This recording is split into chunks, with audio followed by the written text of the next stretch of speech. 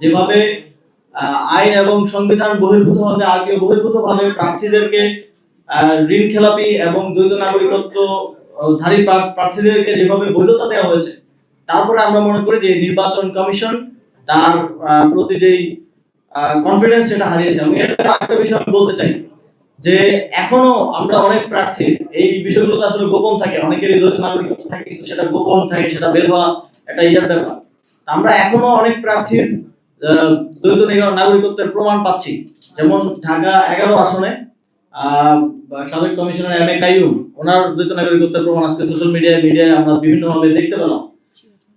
এবং সিরাজগঞ্জ 6 আসনে আমরা দেখতে পেয়েছি এবং আরো কয়েকটা আসনে আমরা দেখতে পাচ্ছি।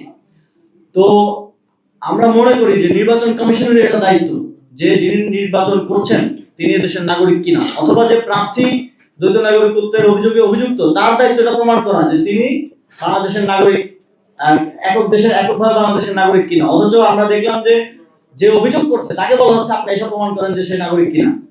এটা অত্যন্ত এক ধরনের নন প্রফেশনাল এবং এক ধরনের আমরা আজকে একটা প্রবণতা দেখেছি নির্বাচন কমিশনারদের মধ্যে যে তারাই যেন দ্বৈত নাগরিকদের ঋণ খেলাপিদের কোনো না কোনো উপায় পার করে দেওয়ার জন্য চেষ্টা করছেন। এই যে আমাদের মুসা ভাই একটু আগেই বললেন যে একজন কমিশনার সেই এফিডেভিটটা ভাষা কি হবে, কিভাবে লিখতে হবে, এটা সহযোগিতা করছেন, এটা ওনার কাজ না।